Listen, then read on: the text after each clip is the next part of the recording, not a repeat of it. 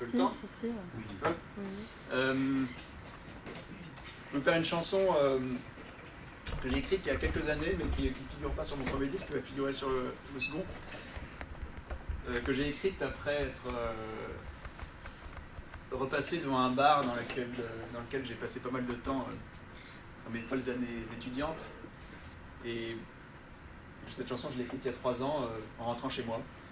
5 minutes avant, j'étais passé devant ce bar où tout à coup, tout plein de souvenirs me revenaient de mes années étudiantes. Je me souviens avoir passé beaucoup de temps à boire des coups avec les copains là-bas. Puis ça faisait maintenant 5-6 ans que j'y avais plus mis les pieds. Et en passant devant le troquet, je me suis dit, tiens, bah, c'est marrant. À l'époque, il y avait toujours quelqu'un que je connaissais dans ce bar. Je pouvais y aller à l'improviste sans avoir à appeler les copains. Je tomberais bien sur quelqu'un avec qui je pourrais boire un coup.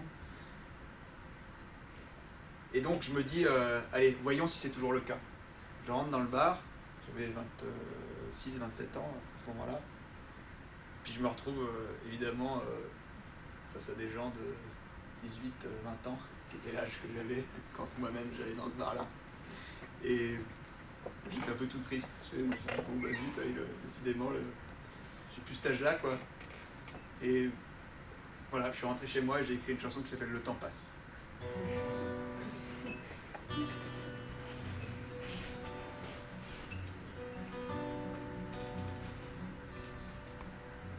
Marchant seul dans la nuit, dans les rues de ma ville, en recherche d'un monde que je sais révolu, les années insouciantes d'une jeunesse heureuse ont laissé place au songe de l'enfant fatigué.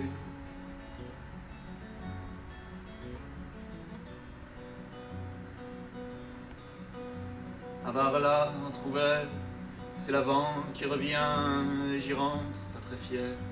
Je me glisse dans un coin, plus personne dedans. De ces souvenirs passés, des visages seulement, juvéniles et sensés.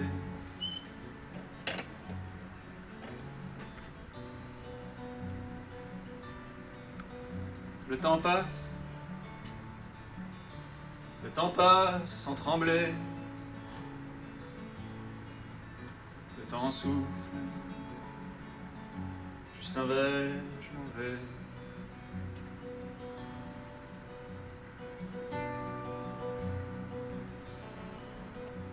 Une fille me regarde, combien d'années de moins, elle est belle, j'ai peur qu'elle voie mes yeux orphelins. Va-t-elle fuir mon vie? Va-t-elle rire de mon rien? Va-t-elle oser poser sa chaleur dans ma main?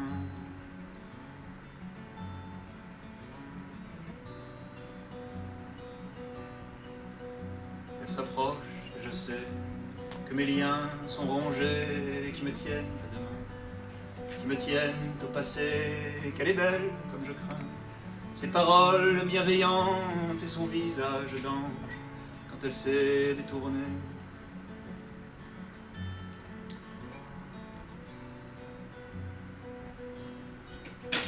Le temps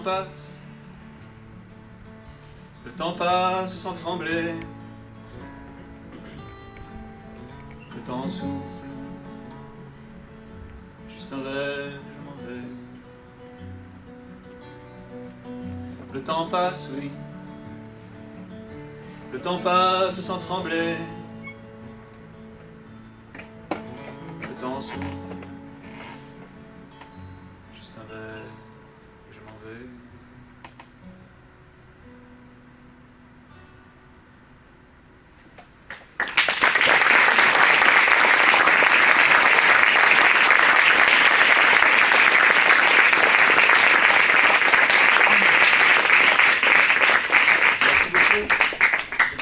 Avec ma chanson sur la fête du comté, Ouais.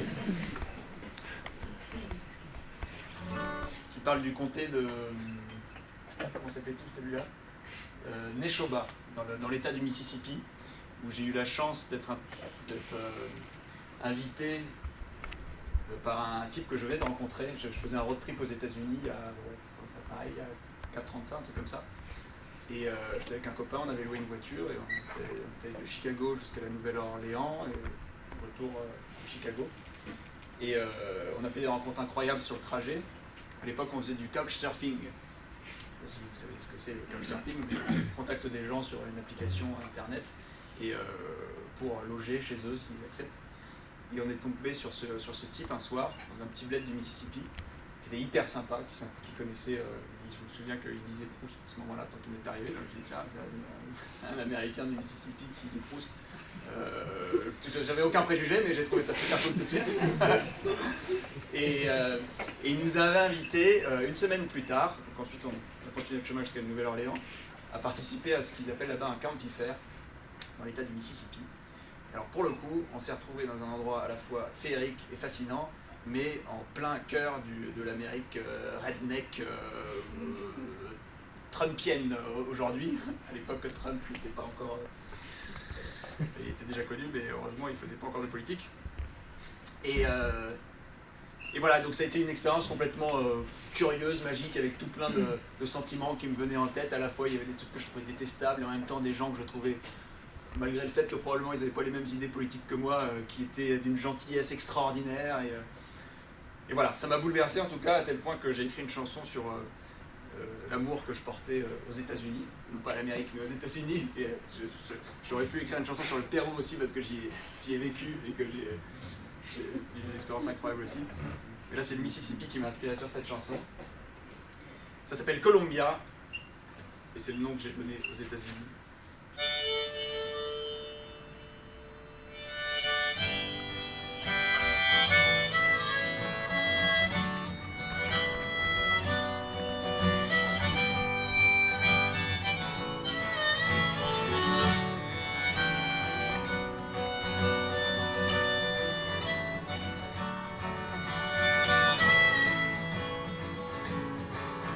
C'était toi, Columbia, dans la ville de Faulkner, tu disais, couvre-moi de tes sueurs, car tu sais, j'avais peur d'être encore dans l'erreur, mais la nation n'a pas besoin de moi.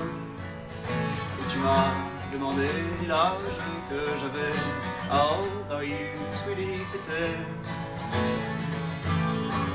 dans ce Mississippi, quelque part au Paris.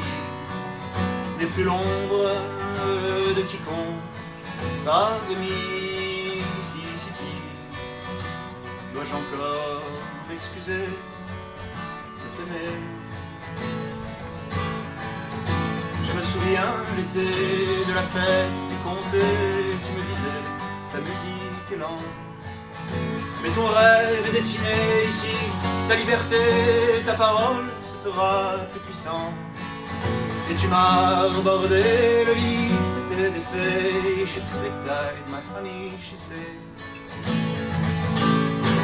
Dans ce Mississippi, quelque part au Paris, n'est plus l'ombre de quiconque, pas de Mississippi. Dois-je encore m'excuser de t'aimer?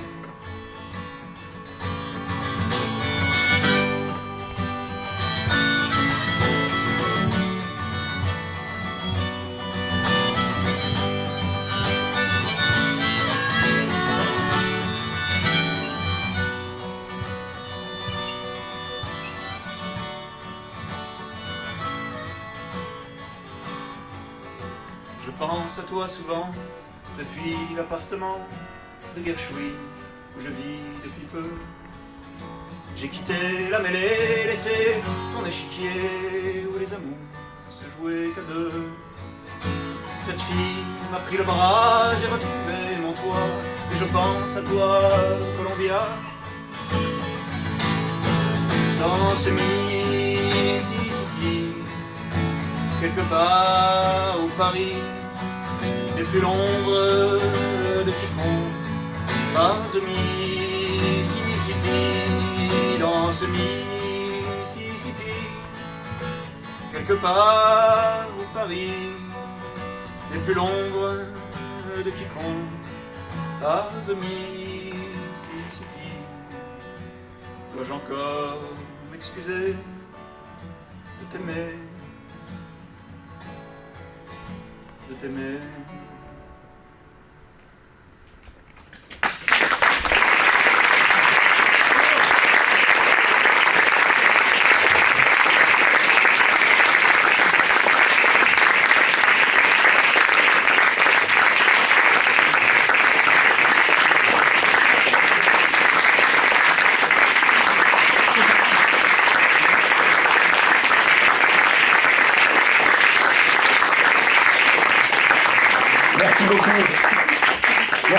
d'avoir participé à ce moment. Vraiment un grand merci à Hortense pour l'invitation. J'étais ravi. Je ne sais pas si j'ai été très clair dans mes explications. Si ça vous donne envie d'écouter en tout cas mes chansons, je serais ravi de vous voir à l'un des concerts prochains. Mais je n'en dis pas plus pour ne pas donner l'impression que je fais de la pub. Merci à toi, Baptiste. Merci à vous. Quand le prochain concert? Alors pour ceux que ça intéresse vraiment, la semaine prochaine j'ai la chance de faire la première partie de Miossec au Bouffe du Nord, les 25 et 26 octobre, donc c'est mardi et mercredi prochain. Et ensuite je vais avoir un gros concert à la Maroquinerie le 16 décembre, avec mon groupe complet. Et, ça va être une belle soirée.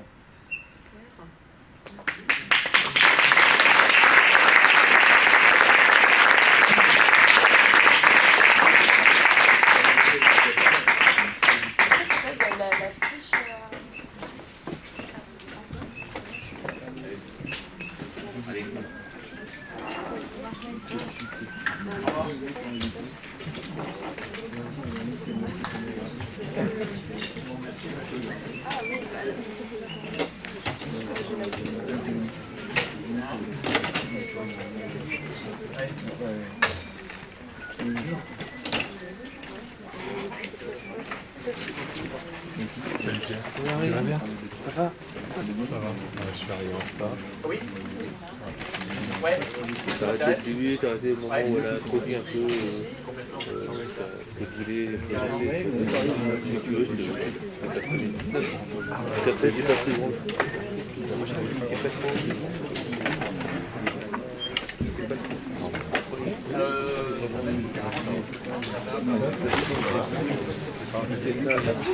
C'était ça de oui.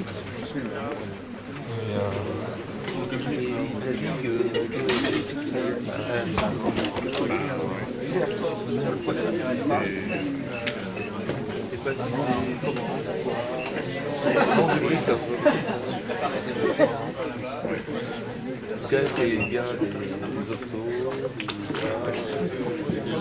le Toscam, oui. Ça c'est.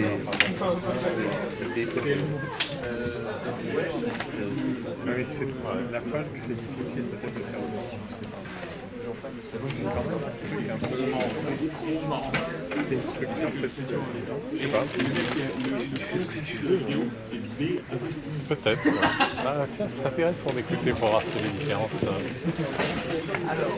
entre les différents styles de musique. S'il y en a qui du point des années 60, c'était l'époque où tout se faisait. c'était vachement rond, Dylan.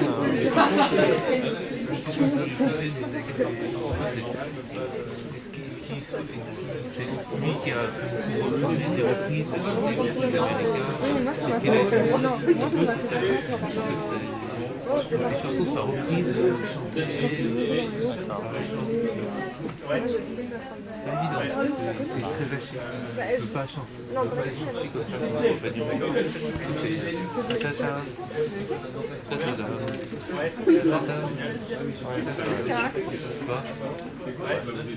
là c'est fait.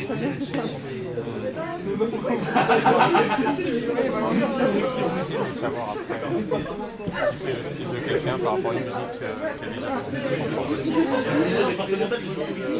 qui plaît pas. C'est vrai que c'est complexe. Il n'y a pas de règle. On aimerait avoir en fait c'est régi par les lois. Mais en fait, on a beau chercher. On va une chanson On a beau chercher, on ne trouve pas. C'est pas faute de chercher, n'est-ce pas? On écoute les grands tailles de Claude, mais bon, ça ne suffit pas. Non, c'est pas suffisant parce qu'il faut passer des émotions. C'est vrai que quand j'ai super bien et qui a préparé des choses du monde, il n'y a pas forcément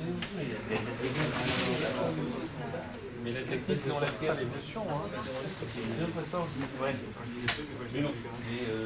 souvent dans ce qu'on fait, je pense qu'il faut un bon. Cool, en tout cas, merci. Je pense que sans technique, c'est pas facile. Ça va passer une émotion. Et avec trop de technique, on risque effectivement de gommer. Mais les meilleurs acteurs, cool. Ah, donc la technique aussi. Ouais, je suis d'accord. Je pense que c'est un des bonnes choses. Après, c'est quand même mieux quand on chante. D'accord, ok. Ouais,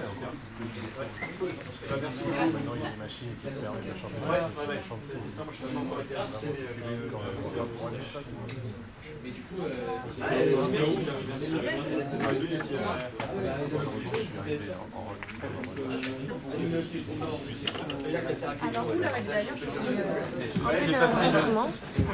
Alors,